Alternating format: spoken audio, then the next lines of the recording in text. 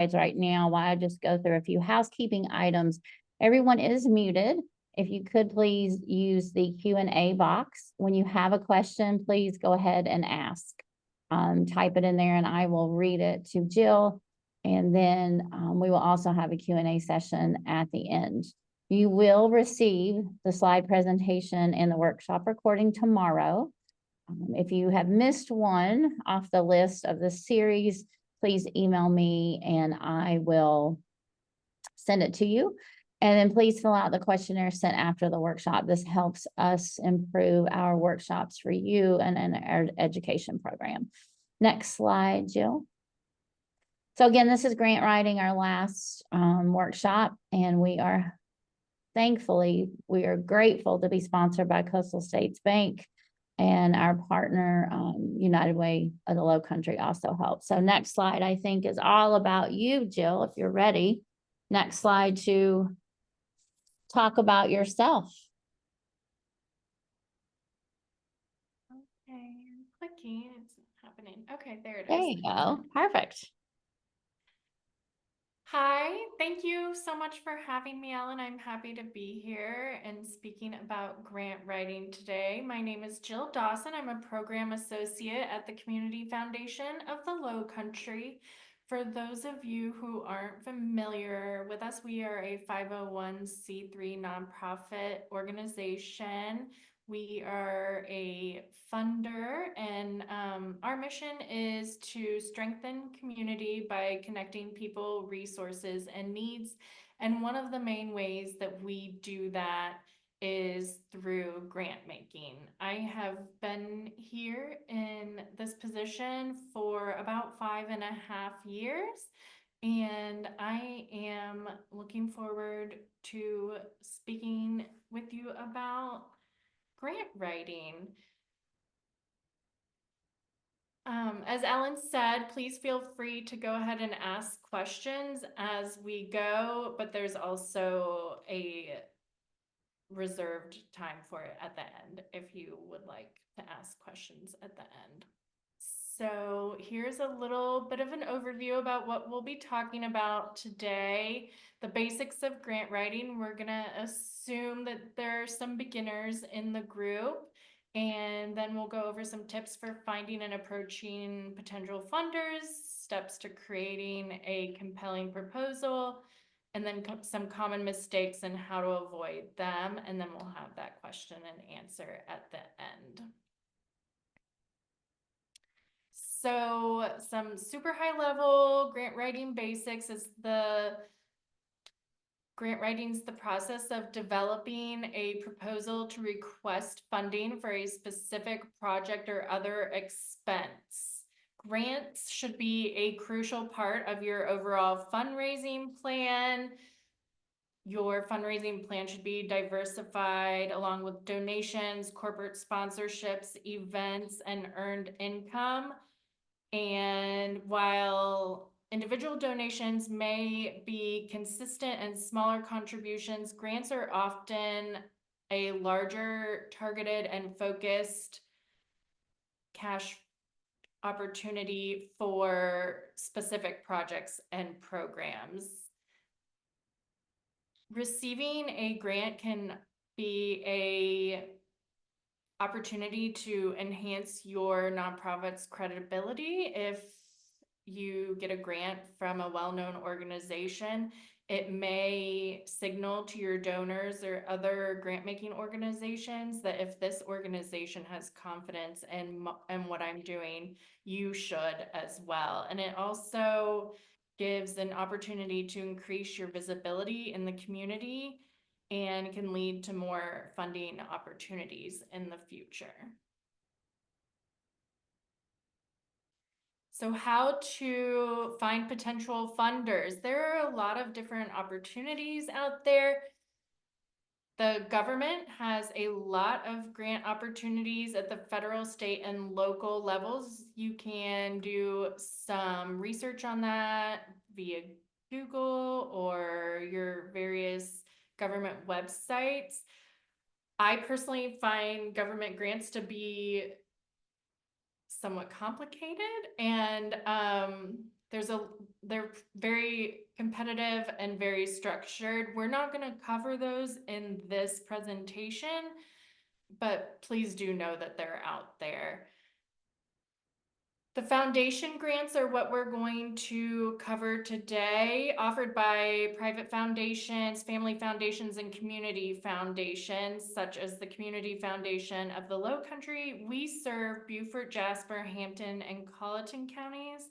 There is also Coastal Community Foundation that serves this area, and I understand that there may be people on this call from all over the state, and there are several community foundations throughout our state. There's also corporate grant opportunities. A local example is Publix donates and gives grant money to Feeding the Carolinas to help local food banks, and then they also donate surplus food. So if you're looking for a corporation that has a mind for social responsibility and you are looking for grant opportunities through them, you might want to find an organization that aligns with what your mission is. So Publix is in the business of food, and so they are able to provide grants for organizations that are also working to provide food security. And then there are also community and religious grants. So look through, like in the community where we are in Hilton Head and the Bluffton area, there are many neighborhoods that have grant making funds. And then your local churches may have opportunities as well. Still, there's a question. So Okay. if we find someone that accepts our grant, should we ask them every year? That's a really good question. And it's complicated. You started with a hard one. So it depends on the organization. So there are some organizations that are very much set up that they would like to continue to fund the same projects over and over again. And there are some organizations that will get frustrated if you ask for the same thing over and over again. They don't want to be a sponsor, to feel like a sponsor. So definitely keep that in mind. I guess I would advise you to continue to apply until you're met with resistance, and then once someone tells you no, or that they would like to see something different, then use that feedback and take that. But if an organization is consistently funding you, then I would not try to fix something that isn't broken. So to, If that Yeah. answers your question. yes, that answered the question. So to follow up with that, Mhm. do most, when you're applying for grants, do they ask you if you have applied for other, do they ask you, are you getting grants for someone else, or do they usually ask you those questions on the application? Yes. So going back to that first slide that we talked about, that getting a grant can help your credibility with other organizations. And it's a fine balance. It's an art and a science, because you don't want to make it seem like all of these other organizations are giving you so much money that you don't need the grant that you're applying for. But also you do want to show that you do have some partners that are supporting you, so that you can build confidence for the funder that you are applying with. Okay. Thank you. Okay. Thank you. That's a good question. So, about creating a compelling proposal, this is a slide that is from when organizations come in to apply for grants at the Community Foundation, they need to attend what's called a grant information session. And this is a slide from that presentation that we give. We are looking to fund, and this is Community Foundation of the Low Country specific. We are looking to fund projects that empower individuals and do not create dependency, that have a long-lasting benefit and can be sustained by the organization once the grant period is over. We are looking for projects based on best practices and supported by your board and executive levels in the organization. If the project is being done by others, we ask you to work collaboratively with them, and we generally do not fund a duplication in services. Successful applications generally demonstrate significant impact on disadvantaged members of the community or the environment. So let's break this down a little bit. So specifically for the Community Foundation of the Low Country, that question that you asked about, should you be asking someone every time? I would say Community Foundation of the Low Country does not want to see that, but I do know organizations that have funded year after year for 20 years, the same project or program, but we have a preference for new or improved projects or programs. We will fund a pilot program and then maybe fund an extension of it for a second year, but I have not seen us fund the same project or program for more than 2 years in a row. It's very important that your project or program, we will ask you to upload a letter of support from your board to show that the person, the grant writer, the executive director, and the board are all on the same page. We don't want you to apply for, go through the process and then find out that your board doesn't really want this project. We really like to see people work collaboratively.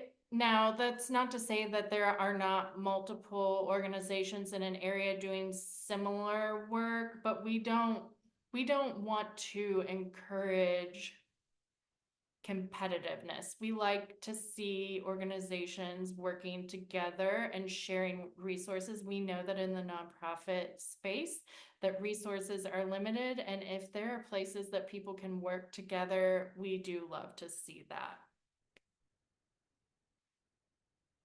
And at the Community Foundation of the Low Country, we do like to show a preference for disadvantaged and previously marginalized members of the community or the environment. So definitely keep that in mind.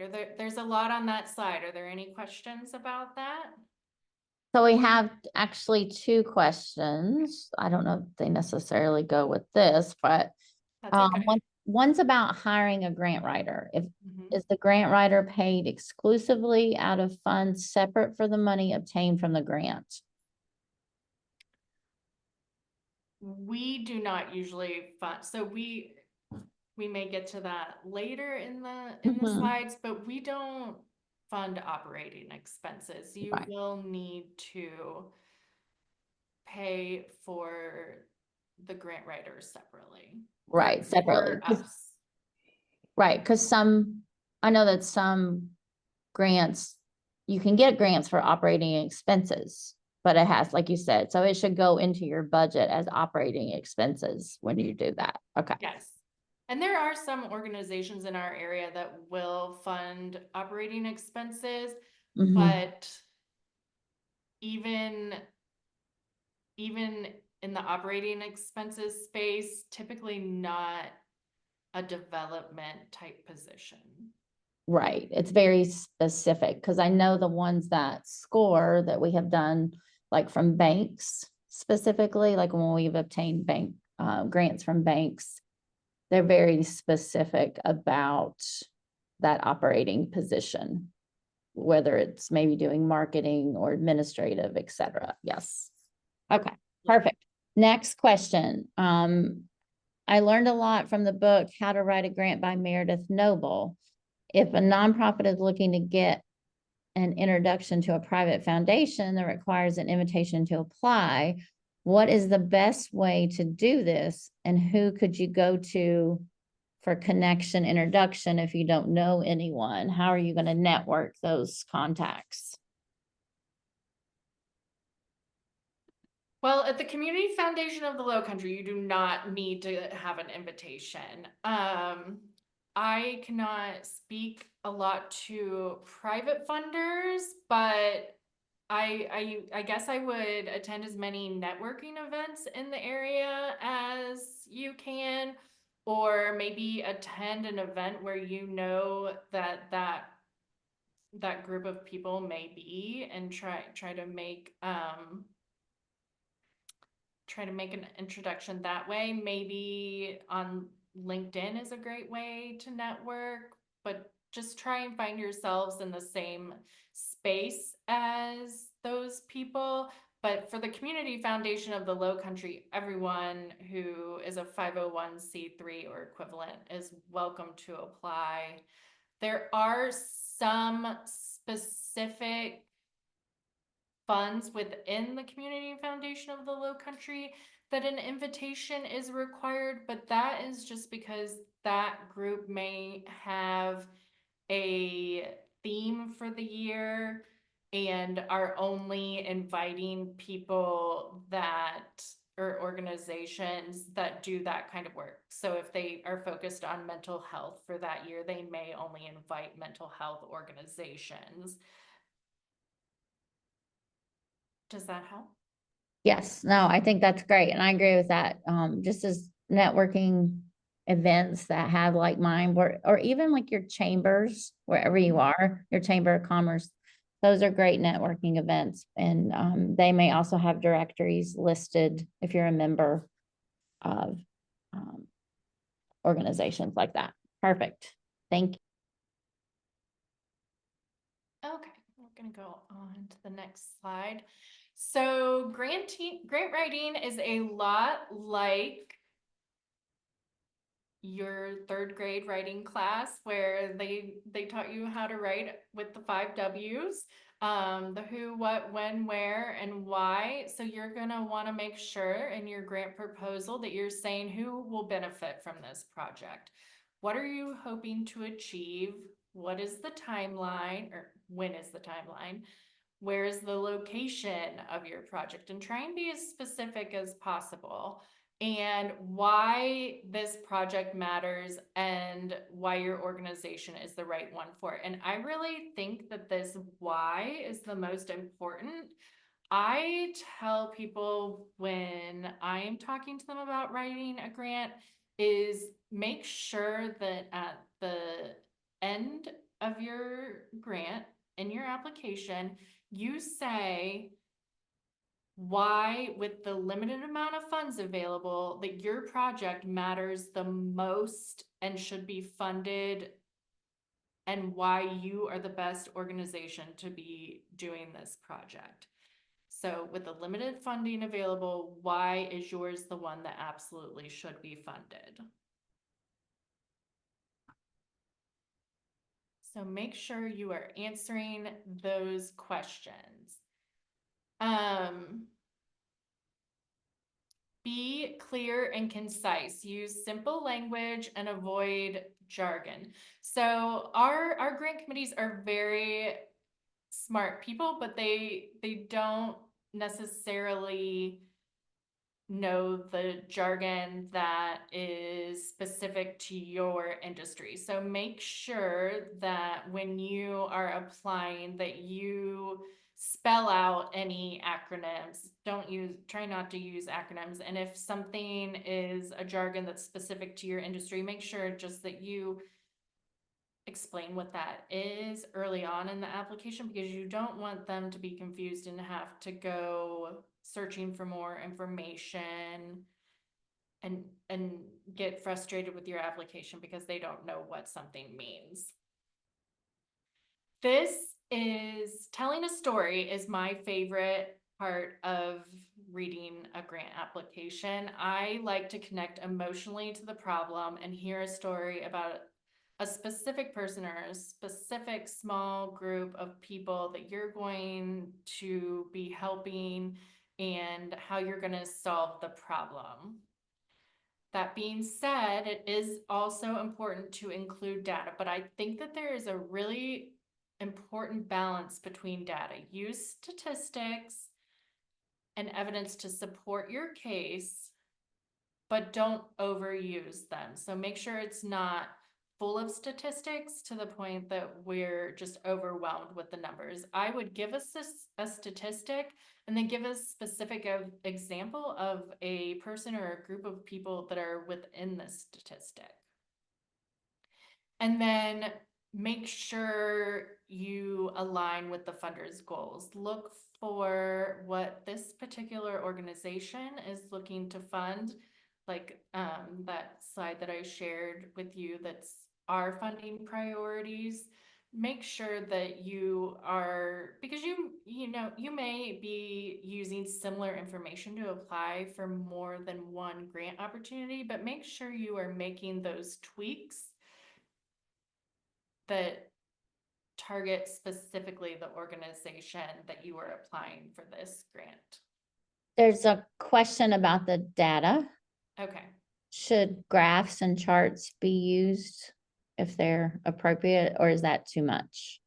I think you can include those if you think they're illustrative. We always give space in the application where you can include uploads. And if you think, but again, I wouldn't overdo them. Just you want to capture people's attention and not lose it. So only use as many as are absolutely necessary. Don't upload everything that you have just to upload it. Just do the really important ones that you want people to pay attention to and that will make people go, wow, this is a problem and we're happy that this group is here to solve it. Okay, great. Okay. So this is an example of a big place that people have problems is the budget. And so this is an example of what our budget form looks like that you need to upload into the grant application. And so as part of our grant process, we request an LOI, and the name is a little misleading because it indicates that it's a letter of intent, but really it's just a little pre-application that gives us a high-level idea of what you plan to apply for, and you will include a budget. And so I probably about 50% of the time will revert the LOI back into draft because people have not done the budget correctly. So don't feel bad if that's you because it is complicated. So in this total project budget, the total project cost is everything that will be going into this program. So the total amount, it may be $100,000 is what you will need to spend on this project. And that goes in this left-hand column called total project cost. And then this right-hand column is only what you are requesting from this grant. So let's say your total project cost is $100,000, but the maximum amount that this funder will allow for this specific grant type is $10,000. So you will put your total project cost should amount to $100,000 and your cost requested in this grant should be no more than $10,000. And you will, so let's say we don't fund operating expenses, and chances are a salary is probably maybe for your executive director is an operating expense. And so you would put maybe $50,000 in this personnel salaries full-time because that's part of your project cost. But because we don't fund operating expenses, you're not going to want to put anything for that in this cost requested in the grants. You're gonna want to put maybe training and workshop costs if you're putting on a educational workshop, or doing workshops with children about reading, or costs of supplies and that sort of thing if you're doing a food bank or a food drive, or that sort of thing. So I hope that's clear, but it is confusing, and I totally get that. Are there any questions about that yet? That's a place people really struggle. No, not yet on that Okay. one. So some common mistakes to avoid. Ignoring the guidelines. Every grant has unique requirements and you want to follow them closely. Read each one's guidelines very closely.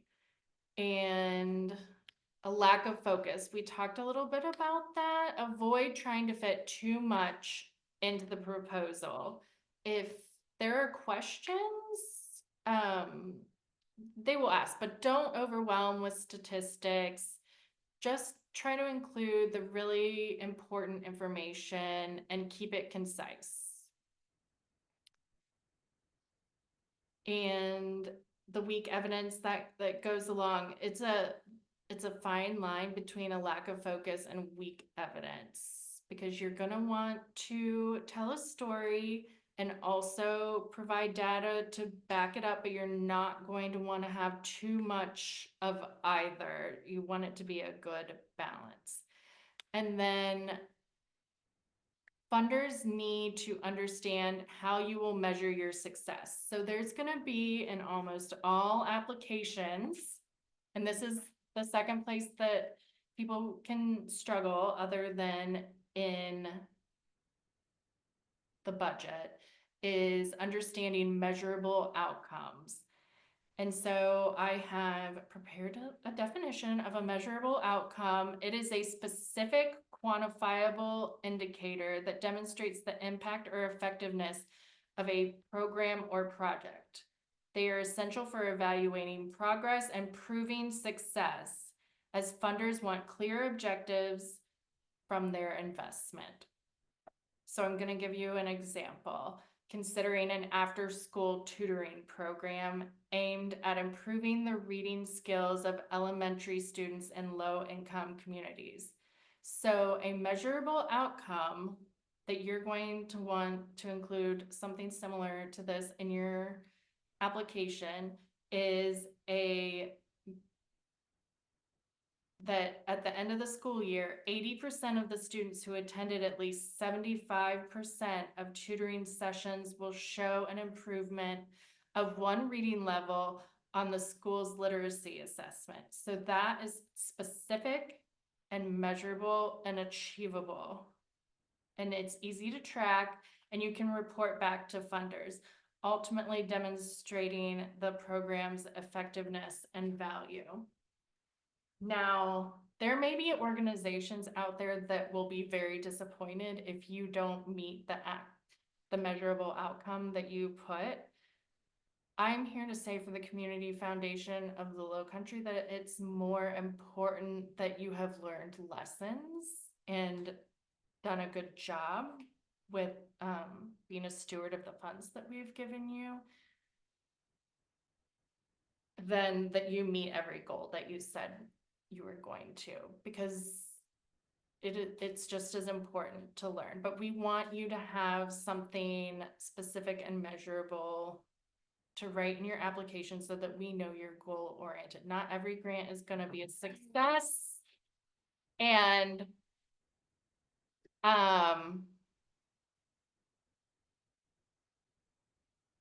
sorry, I just had a bit of an interruption. So we would like to know more that you had a smart and measurable goal to work toward, then to know that it worked perfectly and that you will be able to then learn from that goal and move forward and have the next program be successful.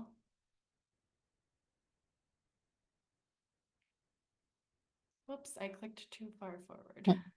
Okay. Um, let's see, a few questions. So what if I don't get the grant? What if we don't get the grant?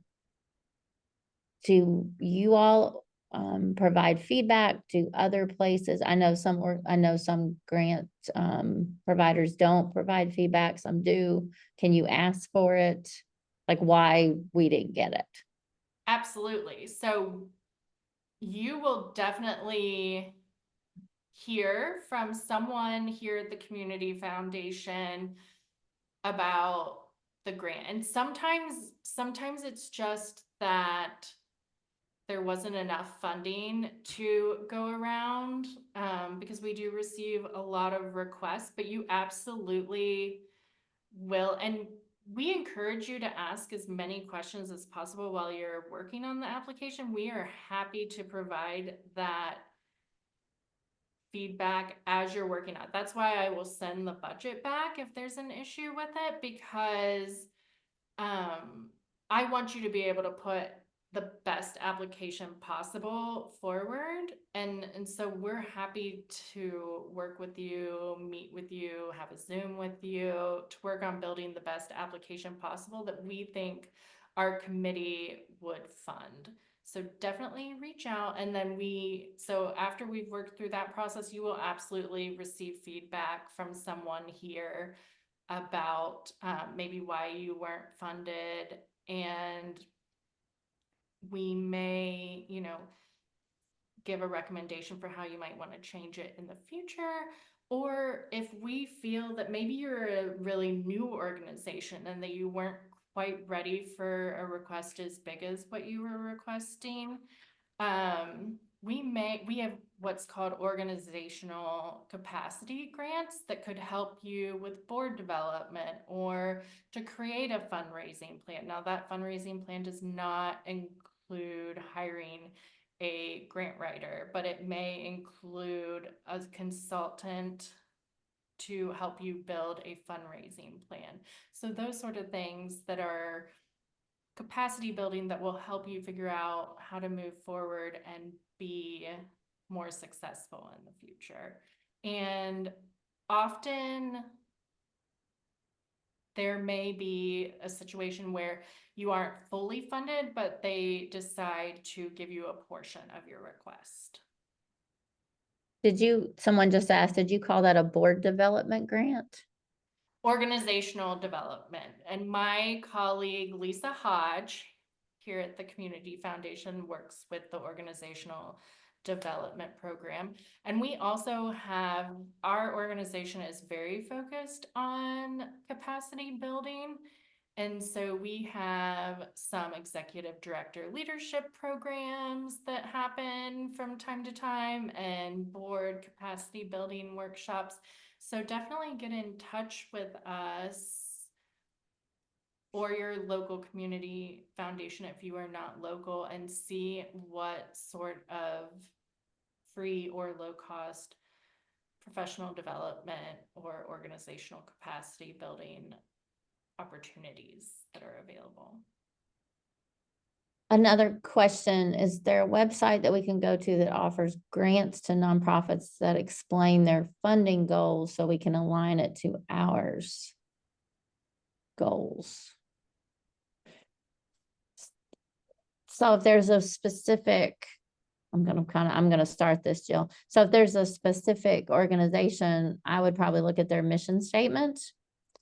And that would kind of tell you what their goals are.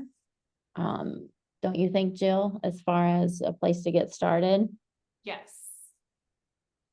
Definitely. Go ahead and do some research on the different organizations and an organization's mission. And then you can tailor your request to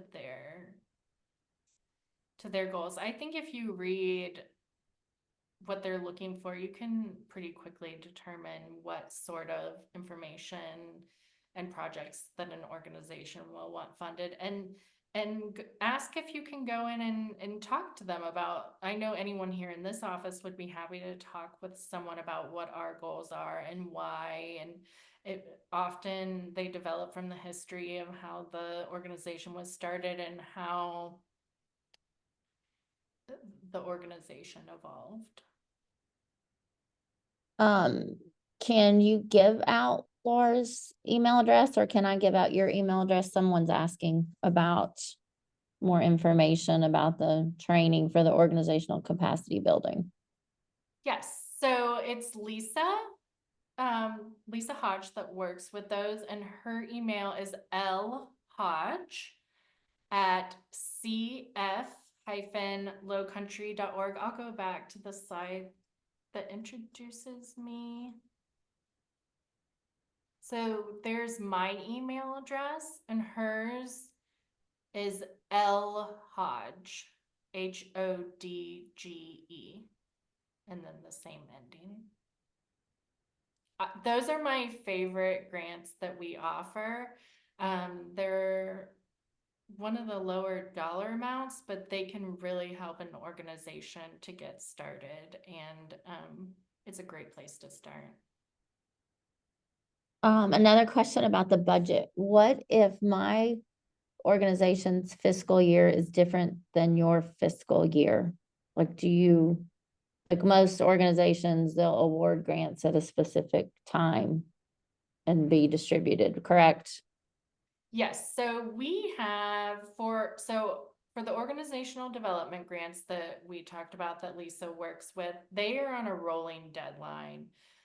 The opportunity grants that I work with that are up to $10,000, we offer 3 times a year. And then the largest dollar amount that we offer that are open to Southern Beaufort County, which is because that fund came from the sale of the Hilton Head Hospital when it became a privately owned or a nonprofit hospital, and now it's back to a nonprofit. When it was a nonprofit hospital, sold and became a privately owned hospital, and now it's back to being a nonprofit hospital. But that's how we originally got our large grant, and so it has to be used for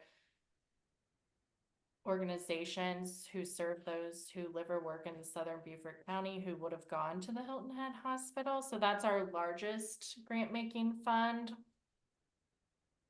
And so that is where those, I'm sorry, remind me the question. The question was about the fiscal year. So, Oh, okay. and I'm So doing those my, largest dollar amount ones, we have 2 cycles. So our fiscal year runs from July 1st to June 30th.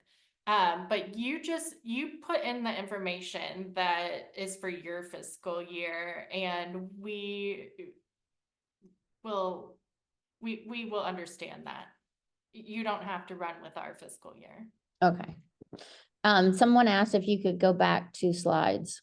I don't know what's on that slide. And again, if you have questions, please put them in the Q&A. Maybe one more. Is that 2? I don't know what 2. And you will be receiving these slides and the recording if you are not good at note taking, which is fine.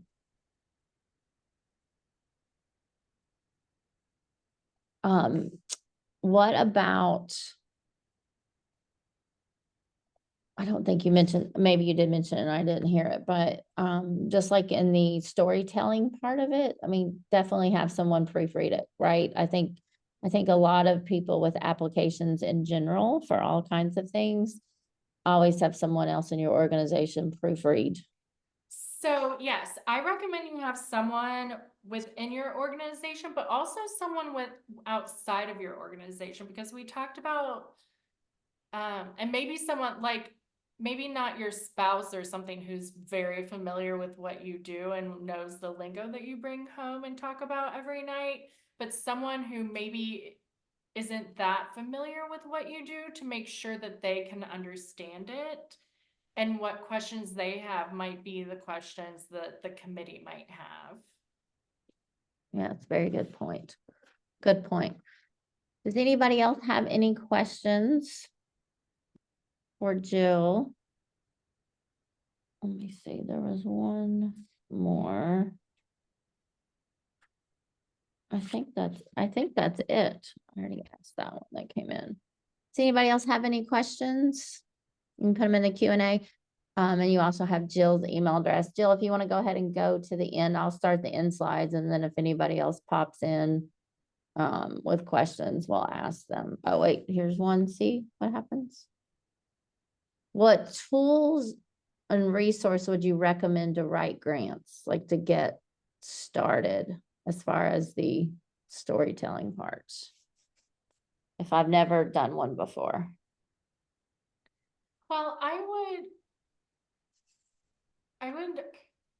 so for us, you could ask me for a copy of the questions that are on the application, and they will kind of lead you to where you need to go. But just think about, obviously you have to protect the anonymity of the people that you serve, but just think of a person who's come to you and that your organization has been able to impact, or the hypothetical perfect person that you would like to help, and share a little bit about what their background might look like, and who they are, and how their lives will improve with the program, or how their life did improve from the services that you offer.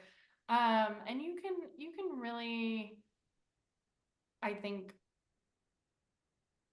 we don't specifically offer any workshops on storytelling, but I think that you could do a pretty easy Google search about some coaching as far as storytelling.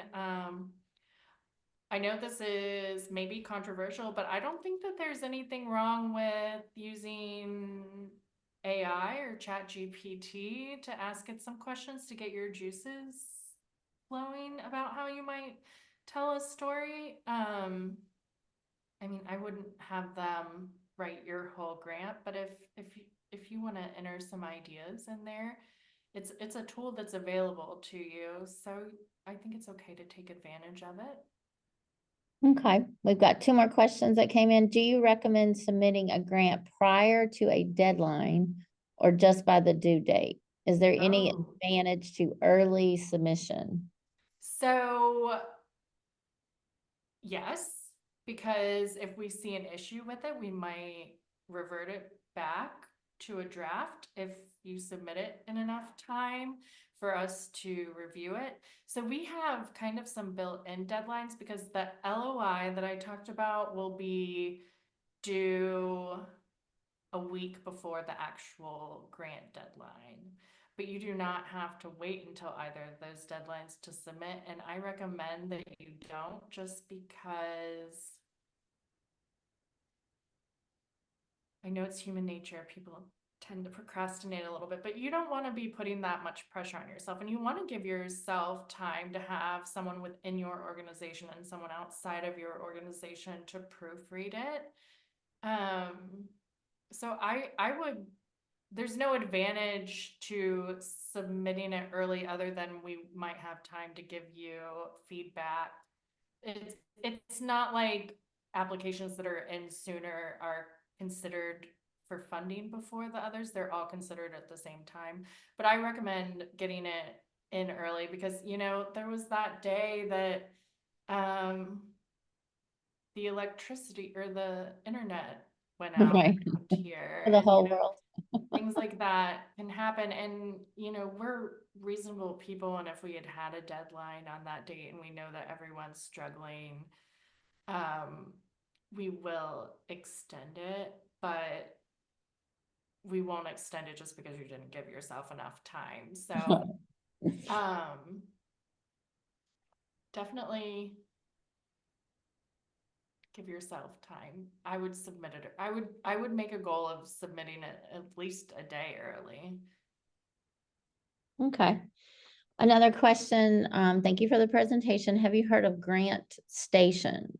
If so, what do you recommend? Do you recommend it being a good source to find mission-aligned grants?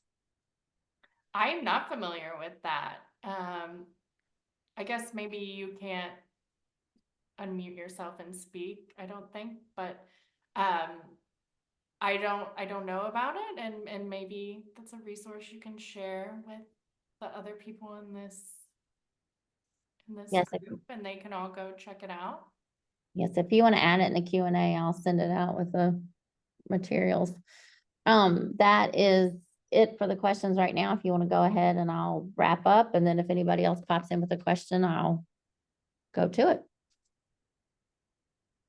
There's a little encouragement. You can do it. So this is our last of our nonprofit today, but we have one more for the calendar year. Altamise Nicole will be back with the as our agency, marketing evolution, old platforms, new strategies, how you can get your marketing plan together for 2025. Next slide, please. And then we are looking for volunteers. We need people to moderate workshops, just like I'm doing. We need business mentors. We need graphic designers. We need subject matter experts. We are in desperate need of people that speak Spanish that could help small businesses. And you can visit the website. We'll give you the link to that. And it's grantstation.com. is what our attendee was talking, grantstation.com. Thank you. That's the name of it. Okay, next slide. And then follow us on social media for up to date, what's going on, all kinds of things going on in the chapter and around the state and SCORE National. And next slide. Thank you again to our nonprofit workshop series sponsor, Coastal States Bank, and our partner, United Way of the Lowcountry. And then the next slide, I believe, is SBA. We are SCORE is funded in part through an agreement with the United States Small Business Administration. So I just want to thank Jill again. Fantastic information. You will receive the slides and the presentation. You also have her email that she gave you. If you have any questions at all, she will be happy to help. Please reach out. Thank you for all the questions. Everybody have a fantastic day, and hopefully we'll see you soon. Thank Oh, you. thank you.